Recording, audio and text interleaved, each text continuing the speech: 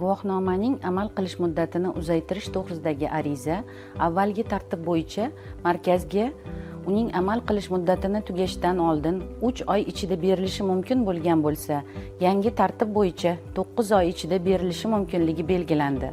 Avvalgi tartib bo'yicha laboratoriya sinovlari bilan o'tkazilgan bo'lsa, yangi tartib bo'yicha ro'yxatdan o'tkazish hujjatlariga tibbiy jihozlarning sifati bilan bog'liq o'zgarishlar kiritilmagan taqdirda laboratoriya sinovlari o'tkazilmaydi. Bunda laboratoriya sinovlarisiz amal qilish muddatini uzaytirilgan tibbiy jihozlarning sifati majburiy tartibda postmarketing nazoratidan o'tkazilishi belgilandi.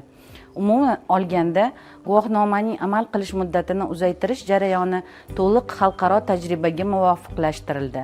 Rivojlangan davlatlarda guvohnomaning amal qilish muddatini uzaytirish to'g'risidagi ariza kamida 6-7 oy oldin topshirilishi mumkin.